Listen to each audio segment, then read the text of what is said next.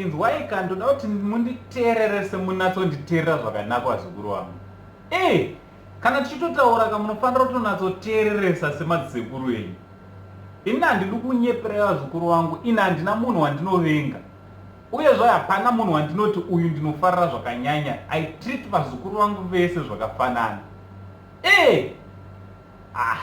Nyaya dzachona asi nyaya yatinayo pazuva ranhasi inofadza, ine kakusuyisa futi. Handiti right, mufaro wangu kugamuchire zvakare pazuva ranhasi pachirongwa muna sekuru venyu, sekuru vamunofarira. Handiti vazukuru vangu, Uncle Saint Stephen riro zita.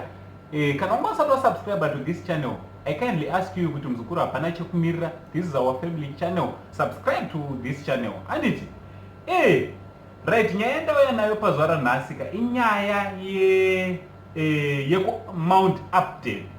Right, kuMount Upton uko tine nyaya yanagogo vamwe vanga vachibatsira vana basa rakanaka, vachitora vana vakaraswa, vana vakafirwa, vana vakasiyiwa. Vanga vane vana vakawanda, vanga vane vana vavo 71 vavanga vachichengeta pamusha ipapo kana kuti panzvimbo yavanga vachivachengetera. Chinova chinhu chinofadza vazukuru kuziva kuti kune vamwe vanhu vane pfungwa kana kuti vanorangarirawo vana nherera dzatiinadzo mumisha dzakafirwa nenzira dzakasiyana siyana.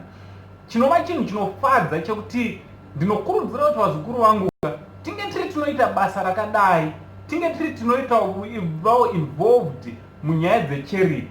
Ende chinhu chakanyanyondifadza ndechekuti vanagogo ava havasi vanhu vanowana zvakanyanya, ende vanhu vasitori nawo asi mushoma mezvavainazvo they were managing kuchengeta vana 71.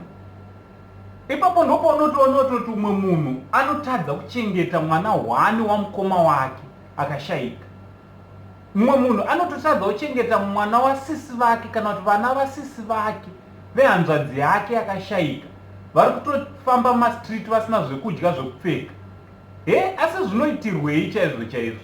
Unotadza kuchengeta hama dzako, unotadza kuchengeta veukama hwako, asi pane vamwe vanhu vari kutoita chido chekuchengeta vana vanenge vangosiyiwa. Ndinoti dai Mwari akomborerana mbuya ava, dai Mwari avaitira zvakanaka. Right, ndinofara nemudzimai anonzi Maititi. Ina anenge agona. Maititi takamboona mazuva akapera vakaenda vakanodoneta vakanobatsira nezvishoma zvavakanga vainazvo. Tinoda kungovatenda. Also pane nyaya yakazoitika mazuva apera ekuti vana vakazosvika pavakanotorwa nevemutemo vakaenda navo. But pane nyaya hwani yandirwadza yekuti madzimai anga achiita basa rakanaka vasvika pavazosungwa nemutemo vakasvika pavanzi vabhadhare 6,000 RTGS dollars. Zvinova zvinhu zviri kundirwadza kuti mutemo haugonewo here kunge uri unoona kuti zvoni vanhu vanga vachiitawo zvinhu zvakanaka, vanhu vanga vachibatsira pamusoro pekubatsira kwanga uchiita madzimai ava vobva vapiwa zvakare mutongo. Chinhu chandirwadza vazukuru vangu, chinhu chiri kundibata kuti mutemo wachona unomboiswa nani. Hatisiriso here tinoisa mutemo, uye hatigone here kutotarirawo mutemo inonzi leniency.